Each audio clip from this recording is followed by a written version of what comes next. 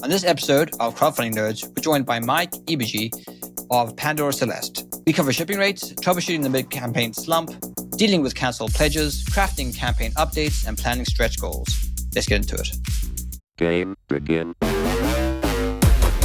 Let's go. Or the Alliance.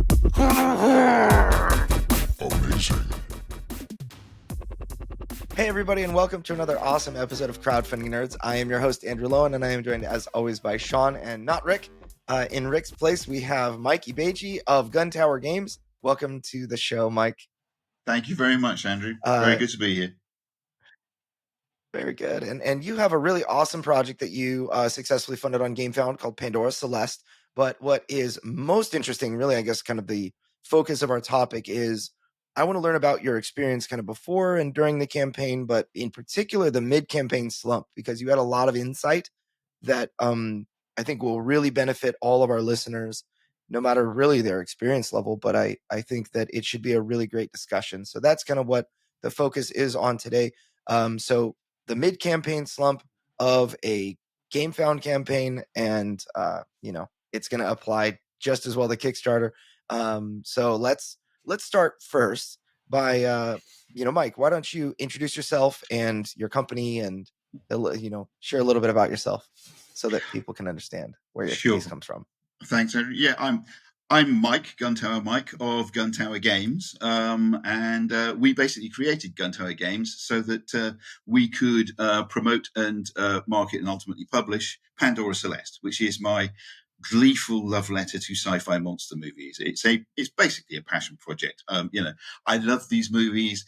I wanted to create a game where you just experience the filmic nature of those movies, and that you feel like the hero in those movies, the hero or the villain of those movies, rather than the extra who dies in the first act. But also, I wanted a game that you could play in an evening, would fit comfortably into an evening. And I think one of the unique things about our game is that it's actually played out on a 3-dimensional board that folds directly out of the box to create a vents system that sits above the plan of the ship. Because every film in this genre has a scene where you're crawling around in the vents, doesn't it? So it had to be there. Yeah.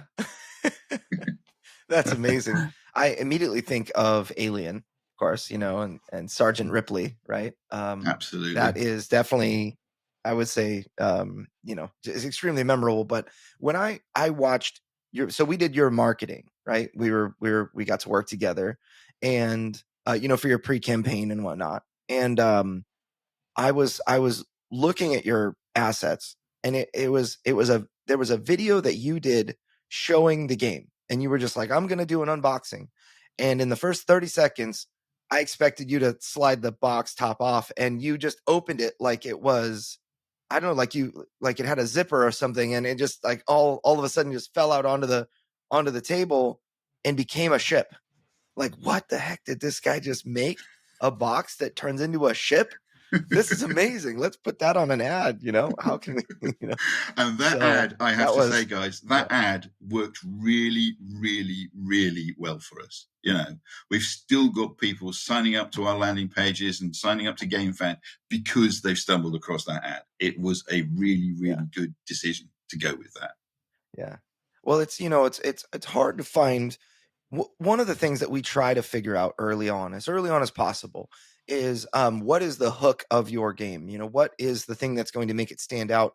And a box that just opens up into a ship is, I've never seen that before, and maybe it exists, but I sure have not seen it. And that made me think immediately, wow, setup's going to be fast.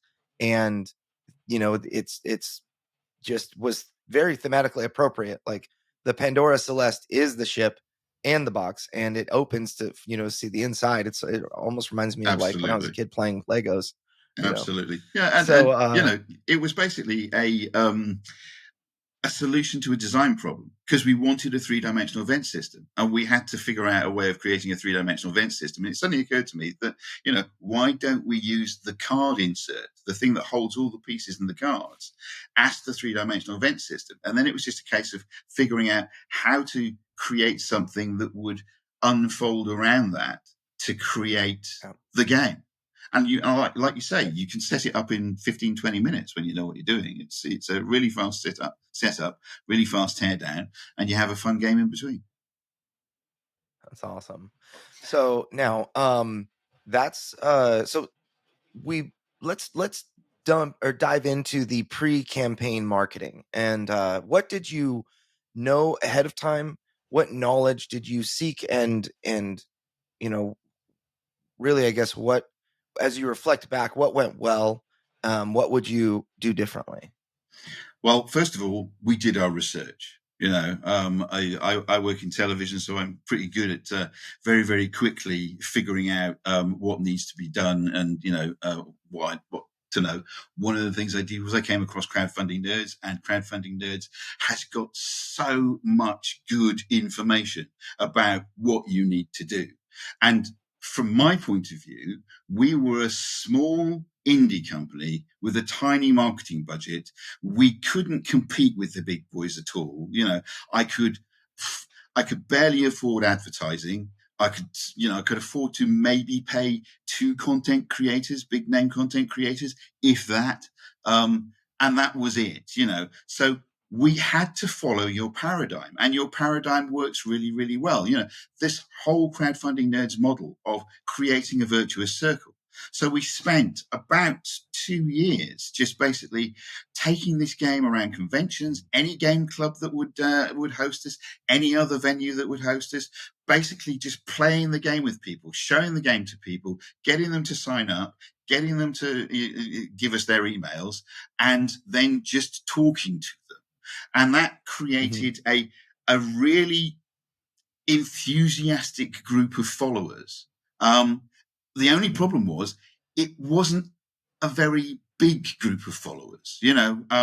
When we were sort of in our final run up to the Gamefound campaign, we only had 900 followers on Gamefound. Everything else had thousands,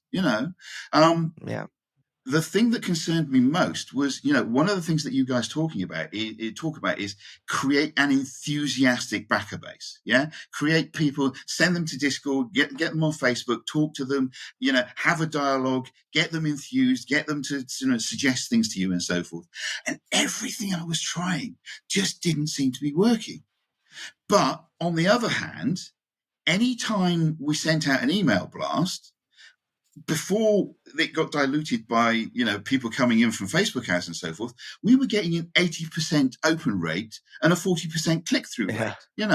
Even when it got diluted by the Facebook followers or the Facebook ad followers that came in through your advertising campaign, we still had a 66% open rate and a 26% click-through rate. Wow. So I'm kind of sitting there thinking, this seems pretty good to me, but I don't know how that's going to translate into backers. So we basically did what you guys have always advised us to do. We talked to our audience, and ultimately what I did was I literally sent out an email blast saying, look, we hope to launch in July, but before we launch in July, we need to know that we've got a decent backer base. Are you going to support us? And simply put out a poll on Gamefound saying, are you going to support us? And if you're going to support us, when are you going to support us? And what kind of level is it going to be? And we got 226 people basically telling us that they'd back us. 163 of them said they'd back us in the first 48 hours. Another 47 could be persuaded to back us in the first 48 hours. And that basically meant that we had about 210 promises. And we'd already figured out that we needed 280 people to fund. And one of the things that I will say here is we were always very, very adamant that we had set our funding goal to the minimum we needed to create 500 games. We didn't have a fake funding goal. A whole bunch of people were advising us, not you guys, it has to be said, but a whole bunch of people were advising us to set our funding level lower than we needed in order to create momentum. But I hate backing campaigns where the publisher then goes, oh, terribly sorry, we funded, but we don't have enough money to make the game. Well, why did you set that goal in the first place? So our funding goal was always set to make 500 games. And if we could do that, then we were going to make those 500 games, whether we did or not. Of course, the big worry I had and the huge leap of faith was, yes, approximately 200 people have basically said they were going to back us. We needed 280, and I didn't know where those other 80 were going to come from and when they were going to come from. Were they going to come in the first 48 hours, which is what you want, or were we just going to stagger to the finishing line and just barely fund? So, we literally took our heart in our hands and made the jump. And, it's crazy. Prayed. That feeling. Yeah, that feeling before you hit the launch button, you're like, it almost reminds me of the time that I, like, right before I started dating the woman that would become my wife. I was a huge nerd, so it's not like I had, ladies lining up or anything like that. But it was like this air, this thing in the air, among all my friends, and they were like, yeah, Christie's, you guys are gonna go out pretty soon, and it's like, well, I don't, just like, can I rely on my senses? Can I, we hang out all the time, we, talk all the time, and whenever we have a group event, like, it's always the two of us together and so on and so forth. But can I actually trust my senses? Is a big deal, and I don't know what's going to happen. And I felt this, it's not exactly the same, obviously, but I certainly felt similar to that when I had to press launch on my own Kickstarter. It was a really scary feeling. It's like, I don't know what's going to happen. And I think that you're really smart to set a funding goal that was realistic enough that you could actually deliver if that was all that you made. I think that, beginners, the very first time you launch a Kickstarter campaign, you're tempted to, buy into the hype of, first of all, if anything is ever common knowledge, you're late to the party. So, whenever somebody's like, oh, you have to set your funding goal low so that you have momentum. If some scrub is telling you that, it's probably everyone else knows it. And it's probably not the advice that's going to just catapult you to success, And so, you really have to think about when something becomes commonplace knowledge, that it's not, you're not going to be leading the parade by doing the thing. Right. And so, setting your funding goal to like 80 backers and being so excited that you funded in 18 minutes and telling people like, oh, this is amazing, we're knocking down stretch goals and whatever. And like your whole campaign is funded at like $2,500 so far. It's like, this is really not something that any experienced backer can be excited about, because they know that you're losing money hand over fist to make this. And it just is not something that I can truly take seriously as a fan. How can I really get into a company that I don't think is going to be around, for very long unless they change their ways, right? And so I think part of, go ahead. And that's what I married my best friend, Lynn, and she has been a rock through all of this, and she's essentially been our project manager, whilst I've been the kind of airy-fairy designer and so forth. But one of the things that, we sat down and we basically always figured out is, can we afford this? Whatever it is we were putting into the game, whatever stretch goal we were creating, whatever it was, the first question is not just, can we afford this, but if we only sell the minimum amount, can we afford this? So if our funding level is this, can we afford to produce the game that we've said that we're going to produce? If we only sell X number of base games, can we afford to produce the game that we said we're going to sell? And throughout, because I think you're quite right. I think people buy into the whole hype of crowdfunding, and me, I would dearly love to have made more money than we did on this campaign, but I'm very, very glad that we set our goals to the goals that we set, because what we did was we ended up doing better than I'd feared, and not as well as my wildest dreams would have us do, but because we'd actually set our goals to a realistic level, and everything that we did was based upon doing the math before we did it, then we knew every step of the way that we were going to be able to honor the promises that we were making, rather than having to turn around somewhere along the line and go, oh, terribly sorry, we've just figured out we can't afford this. Yeah. That is the worst thing that, that really, if you want to start a company, then, you're making games, every move you make, every moment in time is a moment that somebody may observe you and form an opinion about you.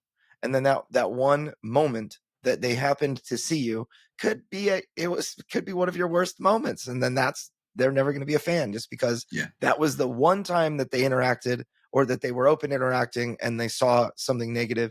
Well, if a company fails to deliver a game, that is a nail in the coffin of that company, and maybe even the final nail. It's just a very difficult thing to come back from. And I believe that when you have been proven that you can deliver a product, there will be more people that back you.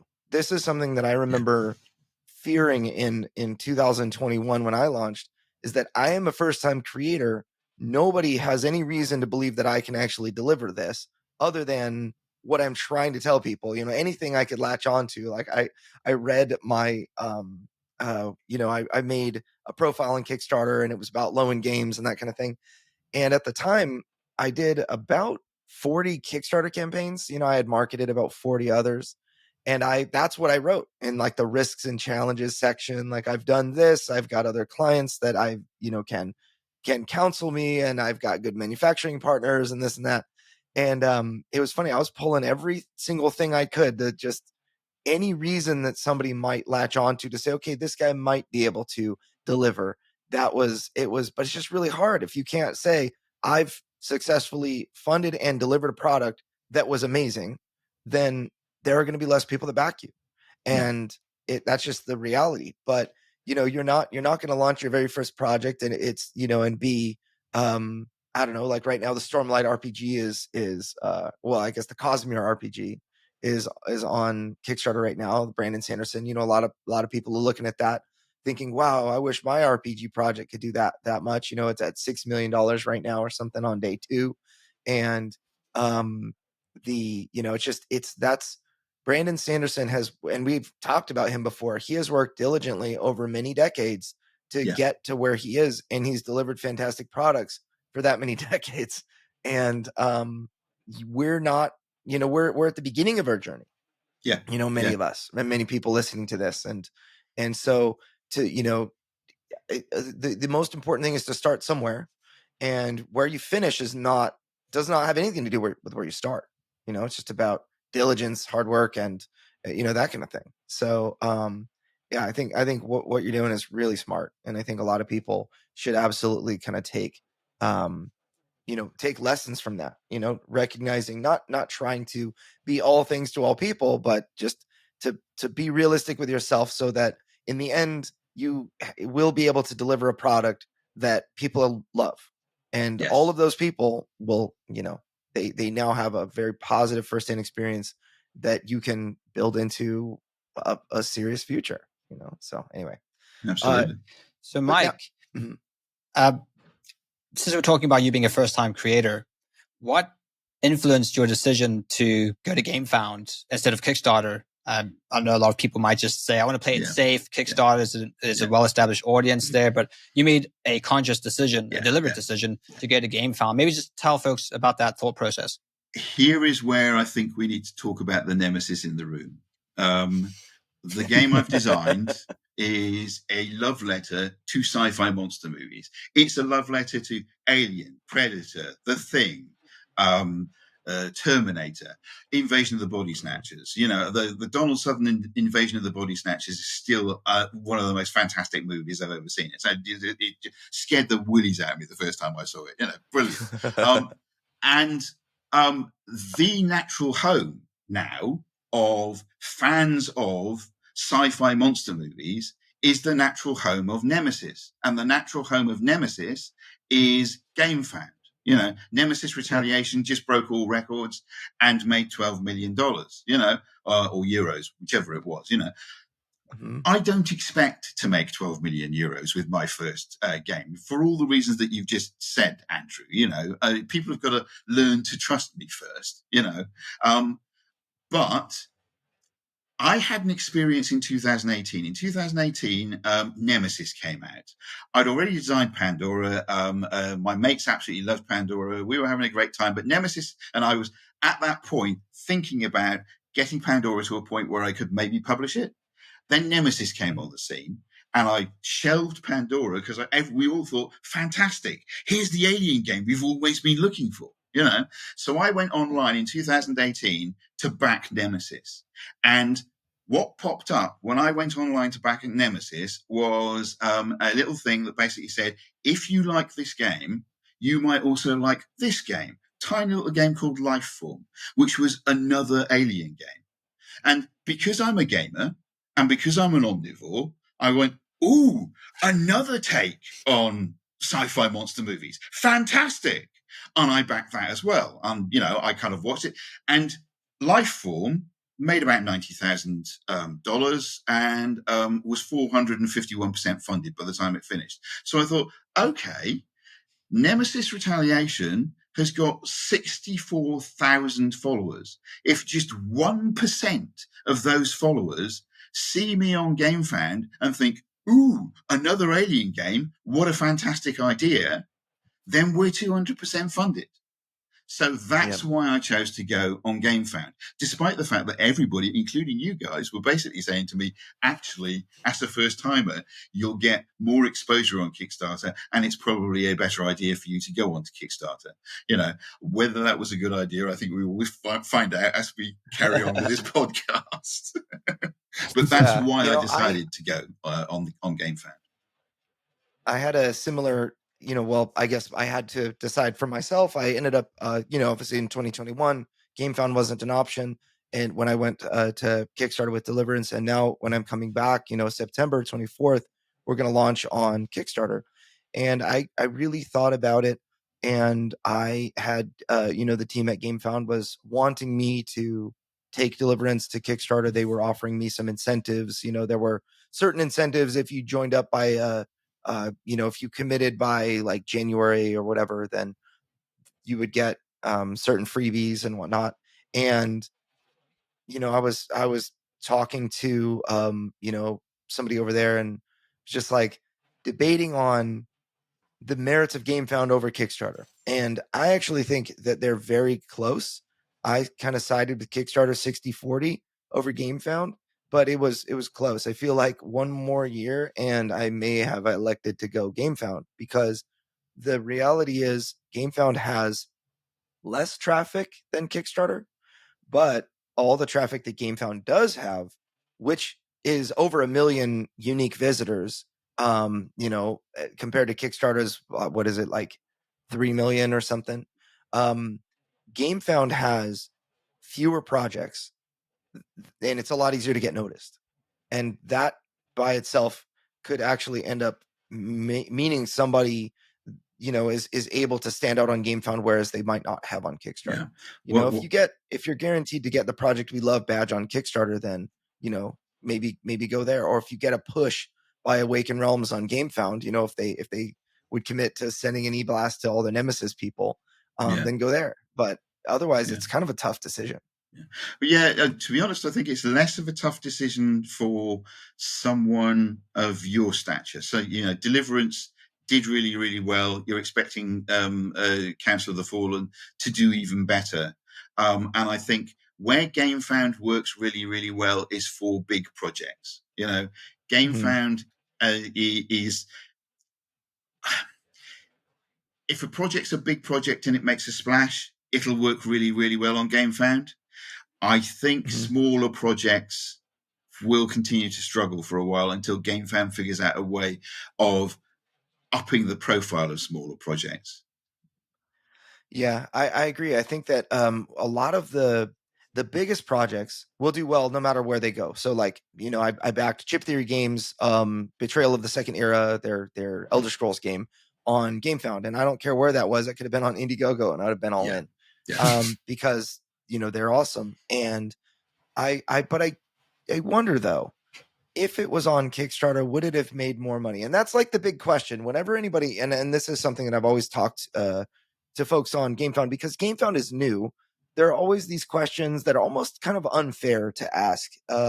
But people ask them anyway. If we went on Gamefound and we did X dollars, if we did the exact same thing on Kickstarter, would we have done X dollars plus a certain percentage or whatever? That's always a question in someone's mind. And that's part of the problem, I think, with crowdfunding from a data-driven kind of marketing nerd perspective, is that we can only really know how effective ads were after the campaign's over, or how effective everything was after it's over. So what we can do is we can take the emails that we gathered before we launched and then see what happened when we get those emails, because Kickstarter or Gamefound wants you to fulfill your project. So they're going to give you the backer data so that you can fulfill. You can match now the emails that you gained before to the emails Gamefound gives you after, and see actually what percentage of people that subscribe to your email list converted. For me, I remember looking before, like on Deliverance, we had a hard time converting. So a lot of the time our typical benchmarks for getting email leads is like $2.50 or better. Anything higher than that is usually a bad sign. And I remember it being like almost $3 average per lead for our Deliverance campaign. And we spent $2,000 a month and, in ads for 3 months, and which is all I had on a credit card. And I remember thinking, man, I'm getting leads for other people at like $1.50. Like, why can't I do this for myself? And well, it turns out we had a 21.3% conversion rate on those people. That's an insanely good conversion rate that I would love to pay $3 per lead. It was end up being what, $15 per sale Well, for $115 average pledge. Absolutely. And I have to say, I think that's actually one of our strengths. Our weakness is we're a small indie passion project. So, like I say, when we launched, we only had 900 followers on Gamefound. We had an email list, which you guys had built up from about, I don't know, 300 or 400 to about 1,500. That was it, but as I say, the click-through rates were great. The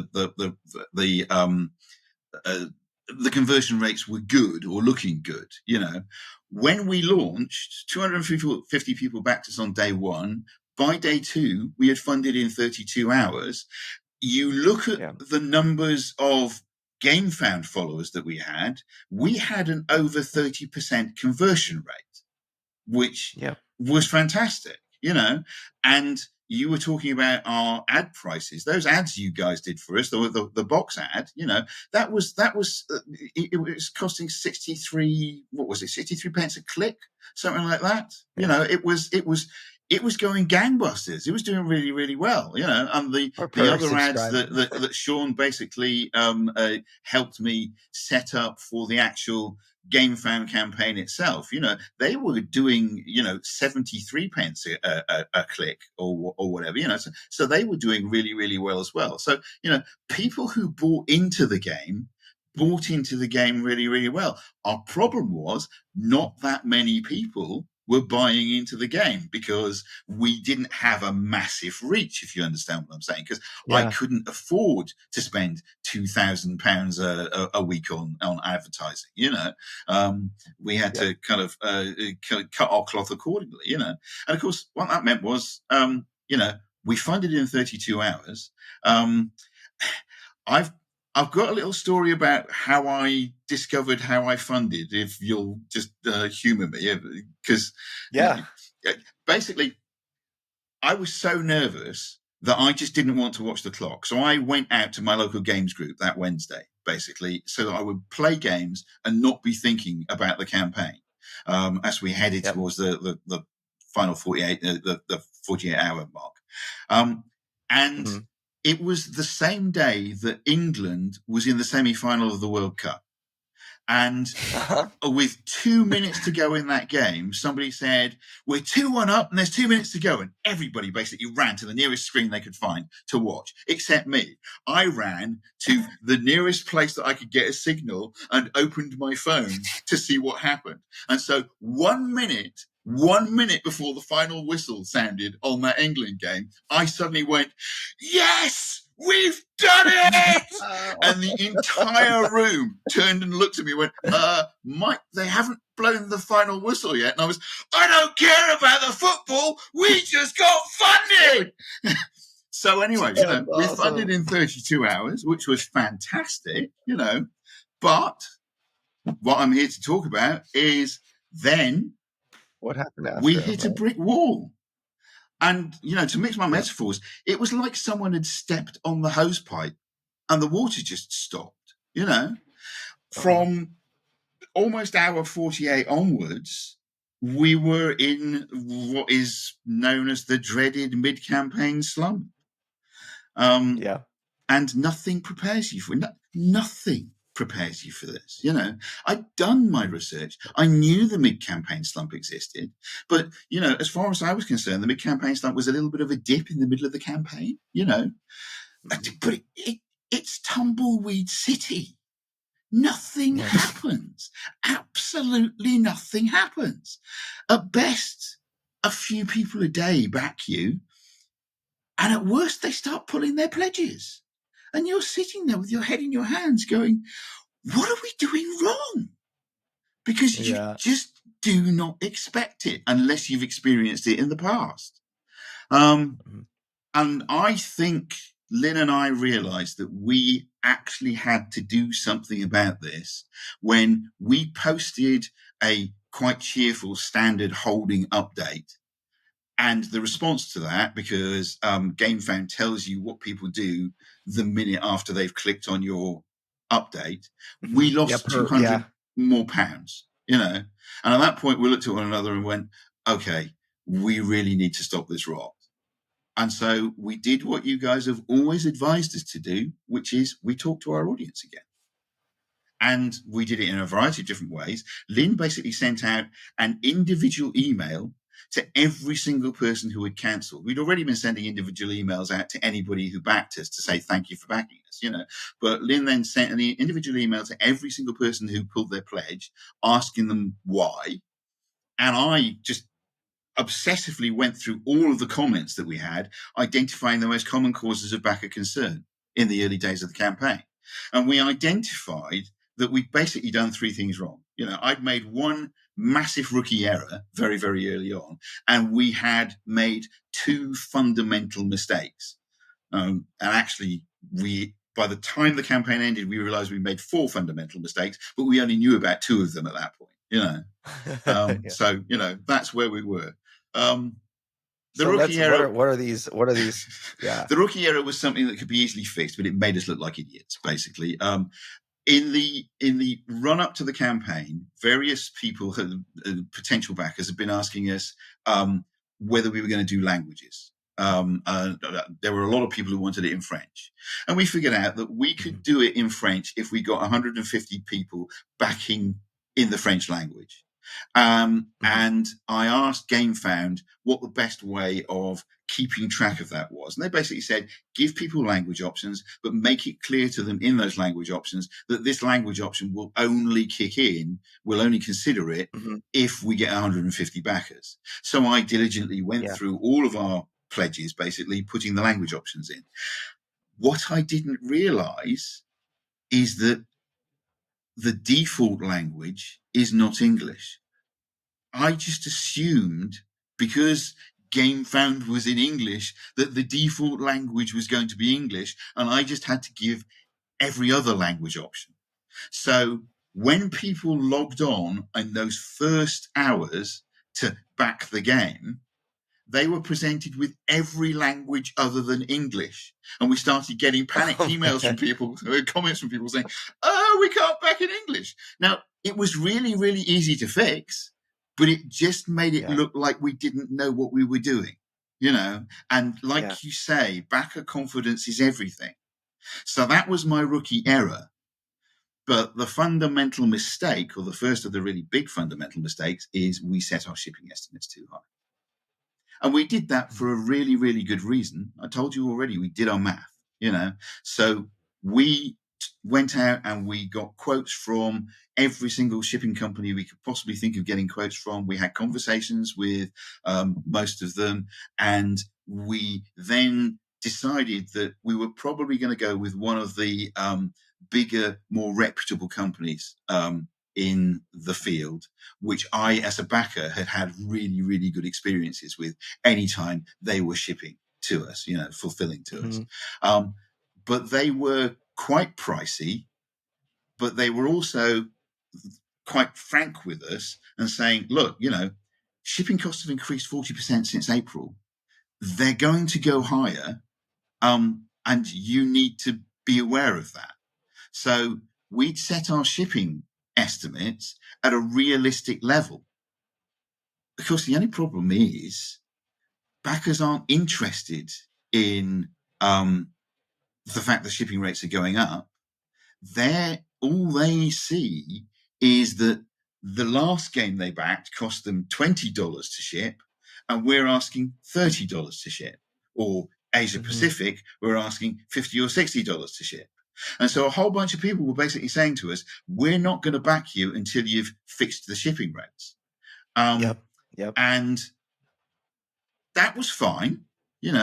We basically went out, started talking to people again, but it takes time. It takes time to adjust your shipping rates. You can't just slash $10 off a shipping rate until you're sure that you can afford to slash $10 off a shipping rate. Yeah.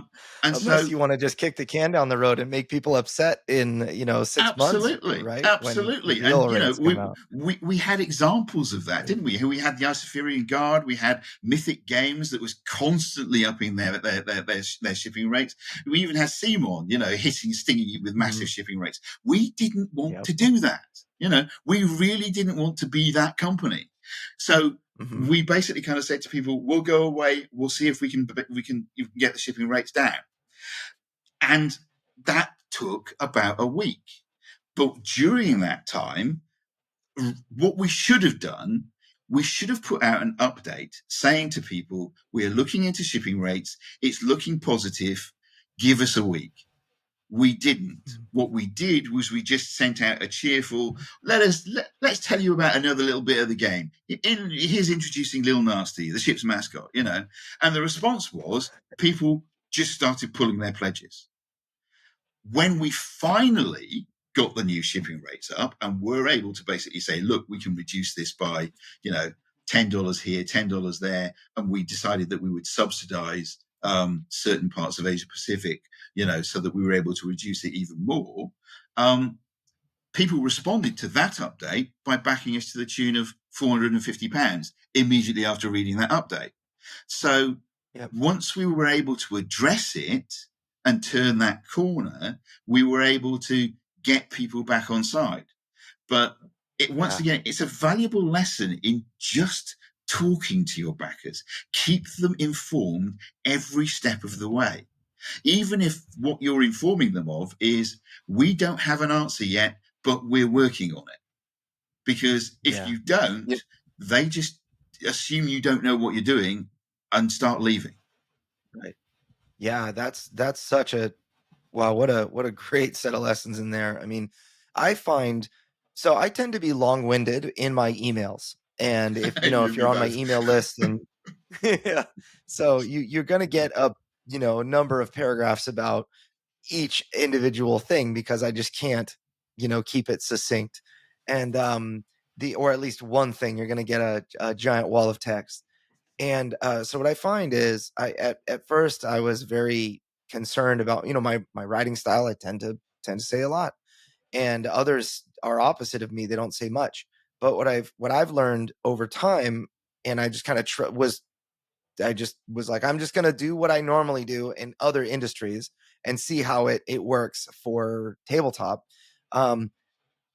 As long as you're giving information that backers want, they will read it, and they will appreciate that you sent that information. Maybe they'll scan it. Maybe they don't read the whole thing. Maybe, the 8 paragraphs I read. They read the first sentence of each paragraph and looked for the information they wanted, and they're like, "Oh yes, I got it." Right. But it has generally worked out very well for me to write a lot, Yeah. and that's just my style. But then the most critical element is to share the things that backers care about the most. And it's really a really interesting story that you shared about how you gave an update about the game and you had backers cancel. But then when you gave an update, sharing about the shipping, people were like, yeah, okay, this, it seems like they've got a firm Yes. hand on the wheel and I can trust them and I'm in, they're going to fix it. Right. And so I think that is really cool. And it could have simply been a note that you wrote in the update. Maybe the very first thing, the most important thing that people read should always be at the top. Right. And to have something that's like, hey guys, we understand you all are very concerned about shipping. We're working on it. Give us a little bit of time to analyze shipping quotes and come up with better numbers and whatnot. And then go that's into precisely what we should have done. That's precisely what we should have done. And interestingly, we kind of looked at one another and said, are we going to put a note about shipping in? And we decided that we weren't, because at the time we didn't have any concrete information to give. And I think that was a mistake. Just saying to people, we're working on it, give us time, would I think have helped steady the ship, so to speak. Yeah. So, yeah. And that's something that I think is a really good point to make that I don't ever think we've addressed before on this podcast is that, so I've talked about this and I don't think I've used it in maybe the last 100 episodes, but the concept of a firm hand on the wheel, that is what, you're the driver of the ship and I am a passenger and I have a life vest and I can jump into the water, and get rescued. Right. But if I feel like you are driving us in a manner that is, getting me to where I need to go or where I want to go, then I'm going to stay on board. And so even without information, even without concrete data and this, if I as a back, because I don't have any insight into what it is that you're doing other than what you tell me. Yeah. So if you tell me that I have, that, hey guys, we know there's a problem, that is information. Just that is meaningful information that you as the leader of this or as the driver of this boat, you've got information and you're telling me, okay, I recognize there's a problem. That is 50% of the battle right there, that you recognize there's a problem and you're working on it. And so I would encourage everybody really just through your example, and I'm sure you would agree that telling people what it is that you're planning and what it is you're thinking about, there's value in that. Absolutely. For backers. Communication really is key.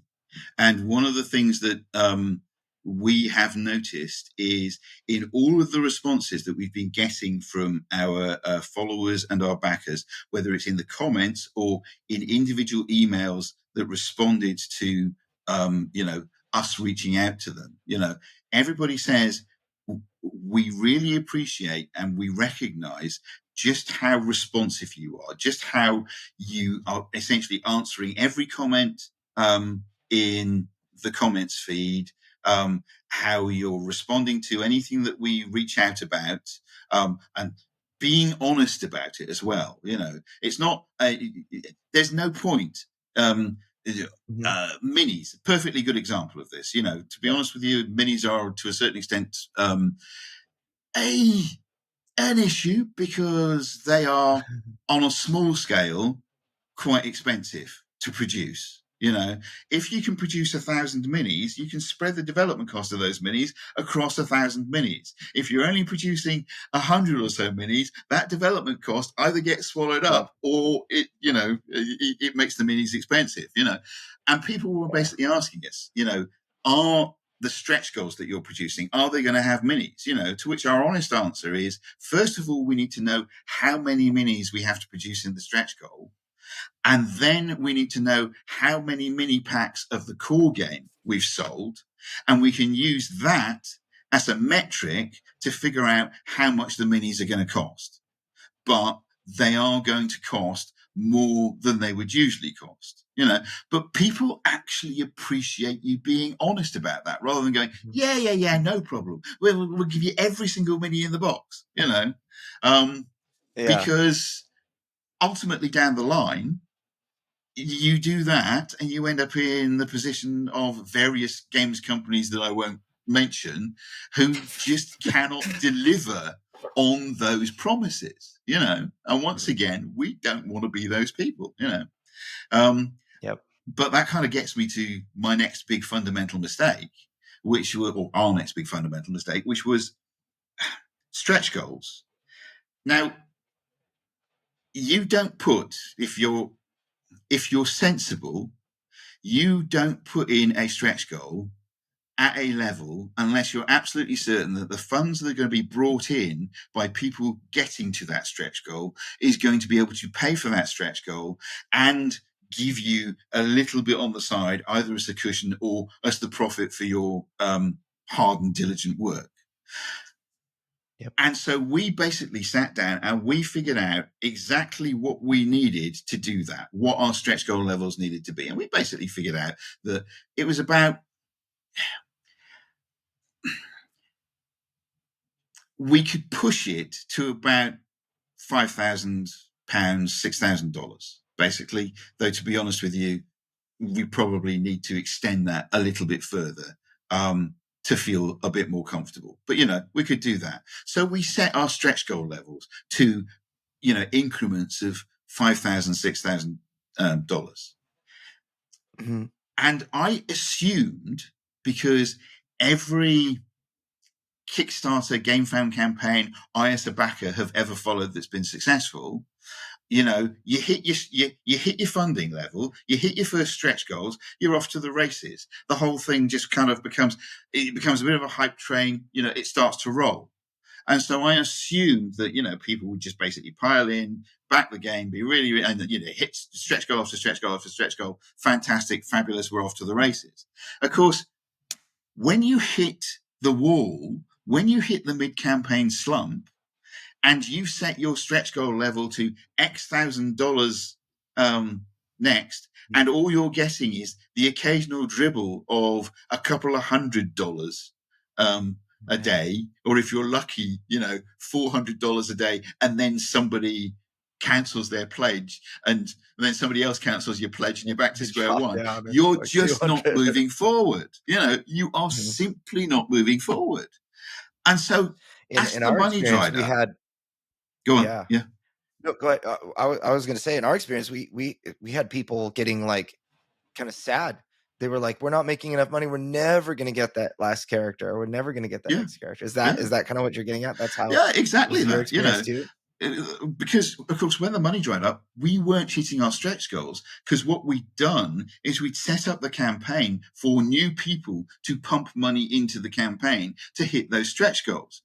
So we were in this hideous catch-22 where we needed people to buy the game to unlock the stretch goals. But because we weren't hitting the stretch goals, people, A, weren't buying the game, and then other people were cancelling their pledges because we weren't hitting our stretch goals, which, of course, is a self-fulfilling prophecy, because if they're cancelling their pledges, we can't move forward and hit the next stretch goal. And so we were just, by this point, I'm obsessively looking at every other campaign that I can possibly look at out there. I'm pouring through KickTrack and talking to anybody I can talk to. We had a couple of friends and colleagues who were crowdfunding regulars. They've done this before. They were actually saying to me, "Mike, it's never been like this before. Crowdfunding out here right now is a lot harder than it used to be." And personally, I think that's partly because we're in a recession. So people just don't have as much disposable income. And a whole bunch of people were essentially responding to us when we were asking them, saying, I've just had a massive car bill, or the roof's sprung a leak, or whatever, which is why they've had to cancel their pledges. Others were a bit simply saying, I'm really sorry, but I finally realized that I just couldn't afford it, But I think part of that was because we weren't moving forward, because the hype wasn't there, people were starting to have second thoughts, And as I said before, there were a whole bunch of high profile failures, Mythic Games being the obvious one in that respect, which basically mean that people are more wary about backing crowdfunding projects that are untried and untested. So the other thing that I noticed at this point, because I'm kind of sitting here thinking, we need more people to be pumping money into this. How do I do that? We need to get to the front of people's attention. Ads are doing okay. We were on the front pages of Gamefound when we funded and so forth. But, how do we, get beyond that?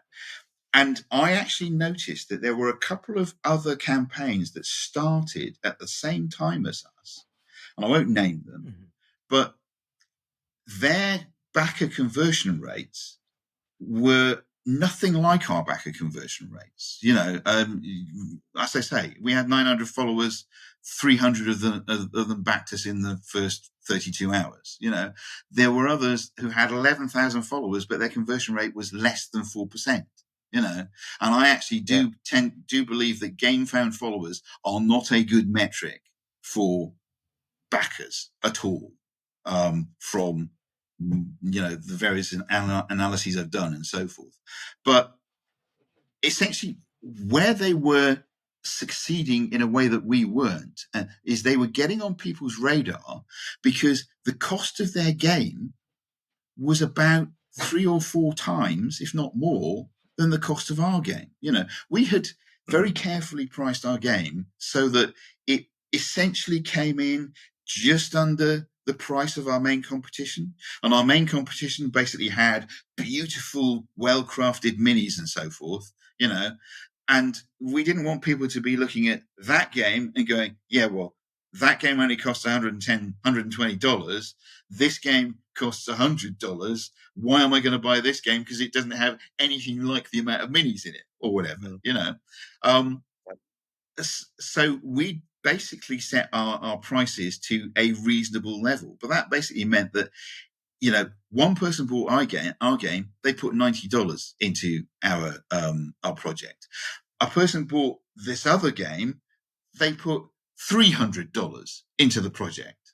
And that basically meant that game was getting onto the Gamefound algorithm front and center, top of the page. And because it was front and center, top of the page, all of the content creators were covering it. And if we were lucky, we were getting, maybe a minute at the end of a content creator feed rather than, a proper 5-minute segment. And of course, therefore, people weren't being told about our project. I'm not entirely sure what we could have done about that because, to be perfectly frank with you, I think we've priced our game properly. And I think that if we priced our game much more expensively, then people just wouldn't have bought it because for all the reasons that I've given to you before. But it is worth thinking about when you're setting up a crowdfunding project that, unless you're very deliberately going for a cheap and cheerful game, actually in crowdfunding, more is more.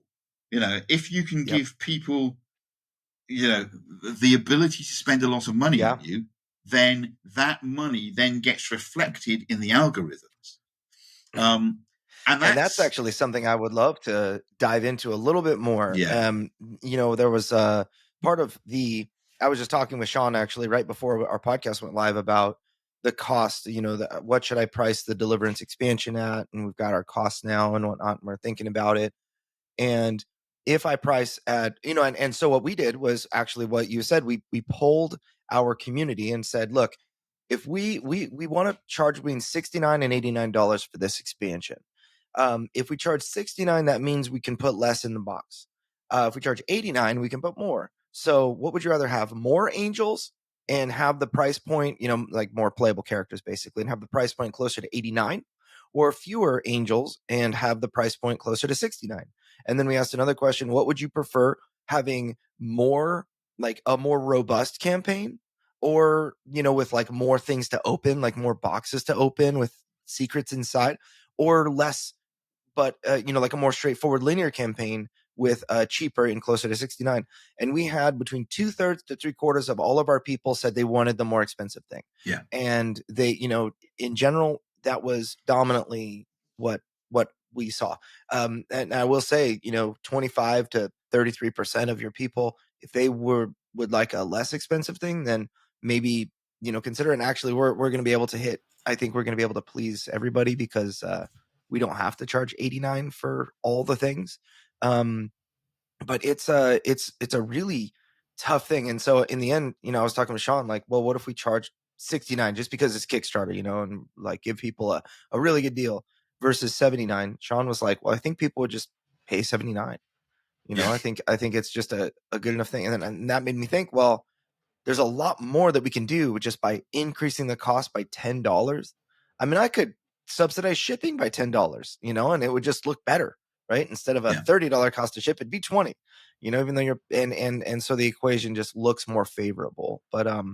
But yeah, so there are a lot of questions to kind of. I know from our analysis, the average pledge from our clients is $109. But when we looked at the top projects on the platform of Kickstarter, the pledges on average were around $200. Yeah. So yes, they are high ticket items. It is better to try and have variations of pledges that can hit those numbers. Yeah. And Lynn and I had that conversation because, as I said before, Lynn was basically saying to me, but Mike, what if we only said we had essentially two basic pledge levels. We had the base game, which was £47, around about $55.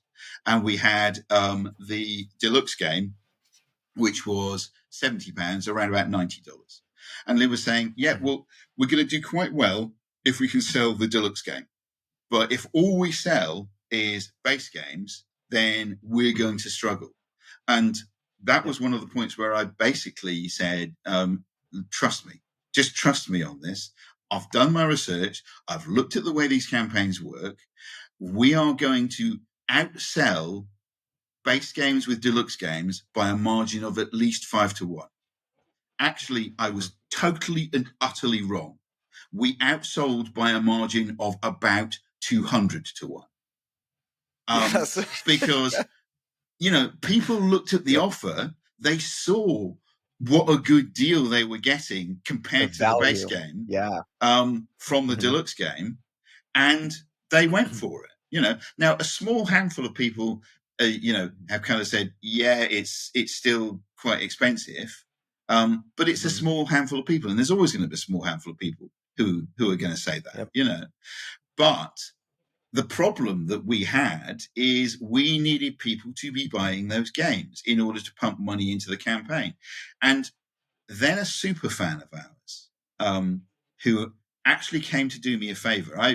Various people were asking us for a playthrough, a multiplayer playthrough. We'd got a really good 2-player playthrough. We got a really good solo playthrough, but we didn't have a good multiplayer playthrough out there. So 3 of our local fans basically came to be filmed playing the game. And afterwards, one of them sat me down and he said, Mike, the problem you have here is I really, really want to pump money into your campaign. I really, really want you to succeed. I want to support you. You are not giving me any opportunities to support you. And he talked me through the way that certain other campaigns that he was backing had been structured. And it's something that hadn't ever really occurred to me until he sat me down and talked me through it. And basically, off the back of that, what we did was we took all of the crew members, extra crew members that were going to be stretch goals down the line that we simply weren't going to get to because nobody was putting money into the campaign. And we said to our backers, look, these were going to be stretch goals, but you're never going to get them as stretch goals. And we know you really, really want them. So how about we make them add-ons? And we costed them in such a way that we knew that they would pay for themselves. And by doing that, people then started buying the add-ons, and that pumped money into the campaign, which started to push us forward. Yep. Our problem, if I'm absolutely honest, was that that was too late. By the time we got to doing that, we were really near the end of the campaign. And so whilst it started working, it was too little too late, which is where we come back to the Gamefound Kickstarter conversation, because one of the other things that various people have been saying to us is you really need to be on Kickstarter. And we essentially decided and have decided that what we're actually going to do is we're going to take a leaf out of Endeavor's book. And Endeavor did a really successful campaign on Gamefound, and then immediately went and did what they called a late pledge campaign on Kickstarter, which opened it up to the Kickstarter audience to try and get the last of their stretch goals funded, which worked really, really well for them. And everybody, accepted that and saw that as a good idea, a legitimate thing to do. So we basically said to our backers, that's what we're going to do. So sometime later on this month, we're going to launch a short mini campaign, only about 8 days, nothing more than that, on Kickstarter, where we're going to set our funding goal really, really low because we're already funded. And we're essentially going to structure it in such a way that we can basically get to some of the stretch goals that we weren't able to in the main Gamefound campaign. And the way that we're structuring it is essentially we've got a series of small intermediate stretch goals, which are extra cards, that sort of thing, which don't cost us very much to produce, but pump money into the campaign. And also, those intermediate stretch goals are at sort of $1,000-$2,000 increments. And we are introducing Marina, the Colonial Marine, with a whole bunch of cargo cards, an armory in the cargo, basically, you can get to, which is extra cards, which is priced as a fairly pricey add-on, but an add-on that we know that people want, so that our people can pump money into the campaign to get us to the intermediate stretch goals, so that creates the momentum, which then means that people start buying into the campaign, that then gets us to the bigger stretch goals. And we're hoping that will create the kind of momentum that we need, because we've actually created a way for people who want to support us, rather than new people, to actually pump enough money into the campaign to get it moving forward. We'll see whether that works. I think that's a fantastic idea. I love it. I'll say this, that you nailed it on the head, and I would just like to share again what wisdom you gave, which was you have fans that wanted to give you more money but had no way to do that. I mean, they're not just going to give you an extra 100. I mean, maybe your mom and best friend or something since elementary school or whatever, primary school, but you have fans that are just like, they want the very best version of this thing. They love you and the way that you're handling the business, and they've attached themselves to you and decided, this is the horse that I'm betting on right here. And so they're in, right? And so to give them an opportunity to have more of what they love, which is this game that you've made, will accomplish many goals, by just simply raising more money, and so I find this is one thing I want to say. When I look back at the first Deliverance campaign that I did, the biggest success that I had in the mid campaign was directly related to this point, where there are really two types of marketing. You've got like two categories, if you will. You've got external marketing and internal marketing. External would be like to all the people who don't know who you are, cold leads, Facebook ads to new people that jump onto your email list for the first time. And then you've got the internal marketing, which is all the people who do know who you are, that are on your email list already. The most common internal marketing is sending an email to your list, right? Those are the people who saw you on an ad or whatever, right? And are now a part. Well, also the people who backed you on Gamefound. That's all your internal, those are your people. And so marketing to them is really about kind of satisfying what their desires are and their interests are. And it sounds like you've done a really good job discovering what they want. And, what you're trying to do is, I think, what every excellent creator does is you try to give them what they want. That's all you're trying to do, right? Yeah. And it's leading you down this road by listening to your people. It's leading you down this road of supplementing the game with other things that they can buy to kind of add on to the experience. And so for us, when we were in our Kickstarter, I recognized, so we had our deluxe game, and then we had 3 add-ons that made the all-in version. It's like 3 premium cosmetic add-ons. It was a neoprene mat, acrylic standees, and metal coins. And there were people that were giving me feedback, like it was a 89 for the deluxe and 149 for the all-in, so it was like an extra $60, right? And so they were saying, well, the 160 or the 150 pledge doesn't have enough value in it. How can we add more value? And at the time, can't remember what we added. It might have been the acrylic standees I think it was. to that value. Yeah, so it was like originally just metal coins and a neoprene mat for an extra $60 or $50, or 60. And then we added metal coins or added acrylic standees in there. We added, I think that was it.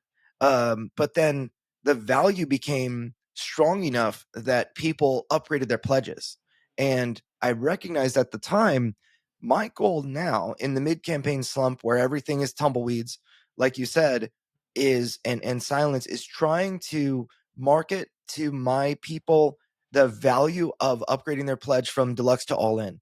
Because if you get these metal coins, or if you get these acrylic standees, or if you get this neoprene mat, it's going to enhance the experience. And so a lot of it was like, I remember one guy was like, oh, I'll upgrade all in if you add a little league field to your neoprene mat. We've got the map of the city. And I was like, are you serious? All right, we'll do it. And that same day I was like, hey, Johan, like add a little league field. And he did. And it was just funny. But it enhanced the overall presentation and whatnot. But it feels like showing people, and one big question we asked was like, all right, do you guys want just a cosmetic, pretty looking thing that you can roll out? Or do you want it to be functional, like gameplay functionality? Like you could really only use this neoprene mat with Deliverance because it's got the darkness board printed on the mat. Or do you guys want something that's more like, this is a really pretty cityscape that I could use for, I don't know, like an RPG or some other game, right? And everyone was very adamant that if it doesn't have some functionality in the game, then I have lots of neoprene mats anyway. And I realized myself, like I've got a 3 foot by 3 foot Journeys in Lord of the Rings map, right, of Middle Earth. And that's what I use for everything that doesn't have a neoprene mat. And it's like, yeah, they're right. It's a very big mat that needs a purpose. And so we shared with people, this is like, if you want to upgrade, you will be getting something that has purpose and whatever. And then, so we were really trying to emphasize the value of the all-in edition. And, we ended up making about $2,000 a day from like our internal marketing effort. We didn't really get much help from Kickstarter during our, after like the first 5-6 days, nothing from Kickstarter at all. And we were still able to make money and then also excite fans by really and approach those stretch goals, because of that internal effort. And I think that's probably the biggest difference maker. And now what I decided with this next Kickstarter is I want during the mid campaign to celebrate Deliverance with my fans. We're going to celebrate it by showcasing content, getting them deeper into like, this is this character. If you are like that type of player, you're going to love this character. Because now they actually understand how the game works. And, my favorite character is Michael because he's got a sword and he hits stuff really hard. That It's sounds like a great all idea. the characters. Yeah. So, but what's crazy is like during your first campaign, when you're internal marketing, you're sharing about the game, and you would think that would be very impactful. And you mentioned that one update, the first update you made, you shared about a new character, and you actually saw a loss in backers. And we talked about part of that being that the biggest hot button issue for those people that probably canceled their pledges was shipping. But also there's and this is a really tough part about being a designer, is like, before I've played Pandora Celeste, like I've not personally had an opportunity to play Pandora Celeste. So when I learn about the characters and like what the stats are and the skills are and other things like that, I don't have like a firsthand example in my head of a time that I played the game to relate this new information to. So there's nothing that I can, as a backer who really likes this game, I can't be like, yeah, that's, that character is really good because he does XYZ. He has a ranged attack that's different. I don't know how that feels, right? And so it's going to be a whole lot easier when you go back to Gamefound or back to Kickstarter with an expansion. You'll have a whole base of people that now understand what a ranged attack of 3 actually means for the game, right? And that's where things like playthrough videos really help. I think to be honest with you, I as a backer could care less about playthrough videos. If I look at a playthrough video at all, I do it on speed dial, so to speak. But I have been made aware as a publisher that there are people out there who want to see how the game plays. And our playthrough videos have really, really worked for us, because one of the things that people see is just how fantastically epic this game can be. And our 3-player playthrough video has a fabulously Tarantino-esque ending with the ship's android basically pointing a gun at the ship's mechanic as he's holding this widget in his hand that will power the escape pod to get off the ship as it's falling apart around them, going, you need this, I need you to input the codes, so I'm going to slot this in, you're going to input the codes, and then we're going to take off together. And afterwards, everybody was talking about the huge filmic ending of this escape pod flying towards the camera as the entire back of the ship exploded behind them, because that's what the game's designed to do. Those are the moments the game is designed to create, But you get that from a playthrough video, and people respond to that and, start backing the game. But one other thing I wanted to say is communication. We come back to communication. Talk to your audience. You were talking about neoprene mats. When we decided that we were going to go down this add-on route, we didn't just leap into it. What we did was we reached out to our audience and we basically said, okay, this is what we can do. We know that you want the extra crew. We can't give the extra crew as stretch goals. Would you pay $10 for Science Officer Kenny? And everybody came back and said, yeah, fantastic, fabulous idea. Would you pay $10 for these extra protocols and agendas? Yeah, fabulous, fantastic idea. Would you pay $20 for a neoprene mat? Tumble. Nobody was interested in a neoprene mat. Why would you be when you've got a 3-dimensional board that folds out of a box?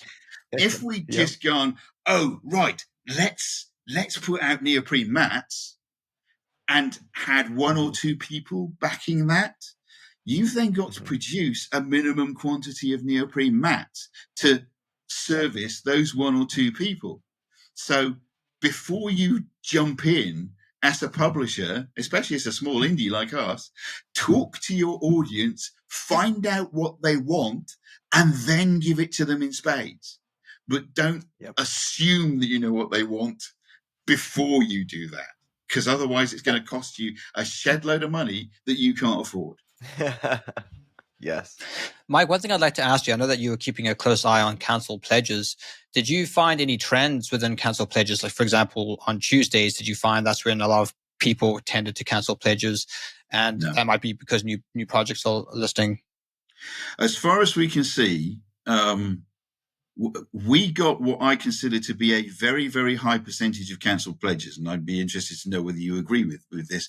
I think all told, our total of cancelled pledges was 80. We have a backership of 360. Now, I know that several of those cancelled pledges are doubled up, in that I know that people backed, cancelled, backed again, and then maybe cancelled. So, there's a whole bunch of people kind of vacillating in that respect. But, I still think that's quite a high level of cancelled pledges. And I think that's basically because we just ran, we literally ground to a halt. I don't know what you guys think of that. But as far as I could see, it was even throughout the campaign.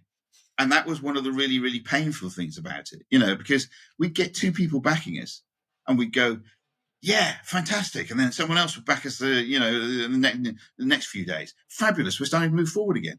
And then someone would cancel. And then someone else would back us. And then someone would cancel. And we had one day where we literally went backwards. And that was, one of the points where we were we have to do something about this. But as far as I could see, there wasn't a particular day when people cancelled.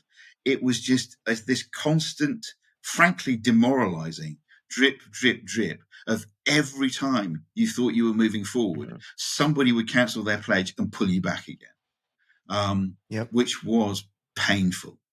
And I don't know whether that is actually true of most mid-campaign slumps, or whether that's, something that is unique to us. But it was not a good, enjoyable experience.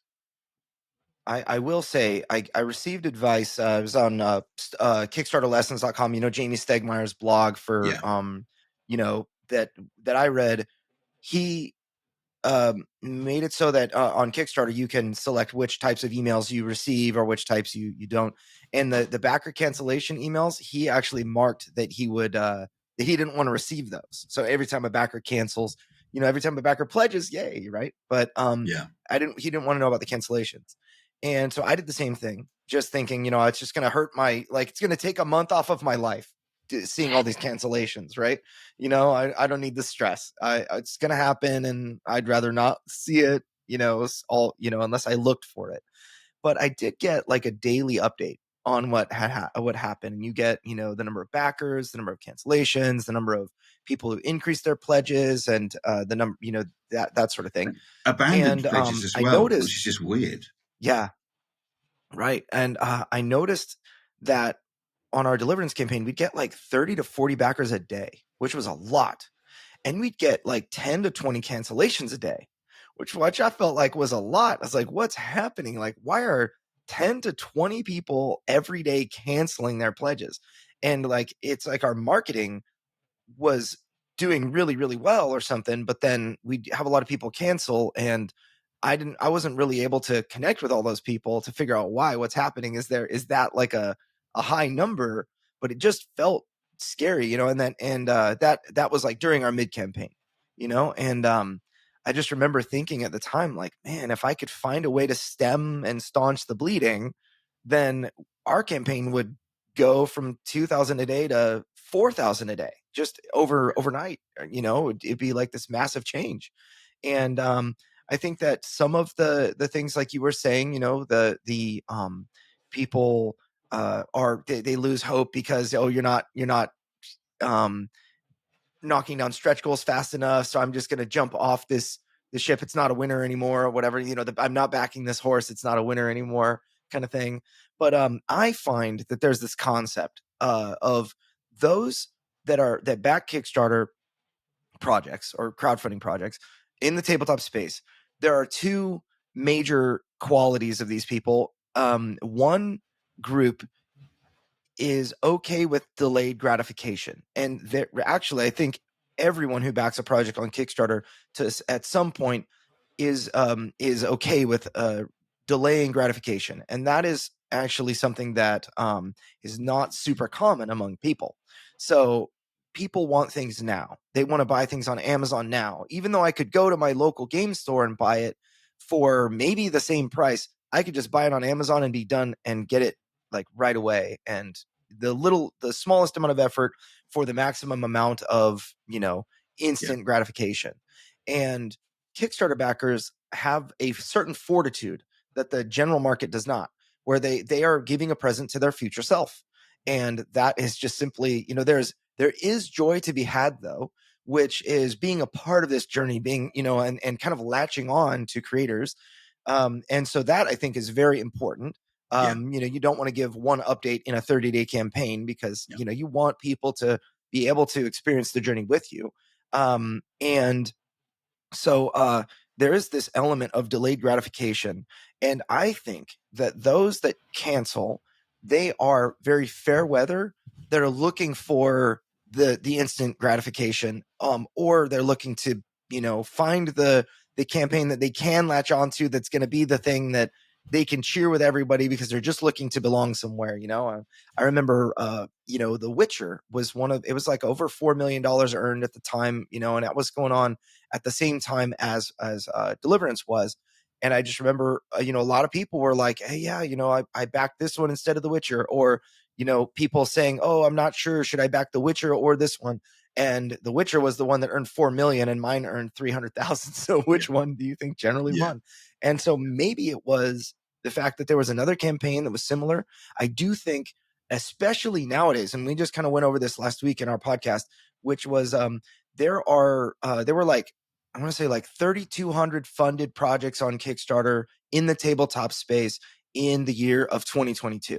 Then you look at 2023, that number goes from like 3,200 to 4,700. Wow. And that is a massive increase, like a 40% increase in the number of projects successfully funded on Kickstarter.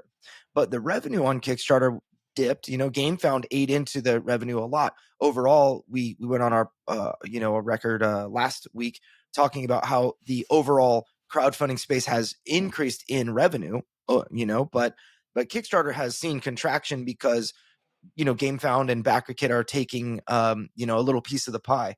So Kickstarter is seeing 1,500 more projects fund, or 1,400 more, I think is what the actual number was, and less money. So the net result is that each successful project, if you average it over, made 30% less. And per project, even though more funded, each project had to divide a smaller pie because the number of projects was so much more massive.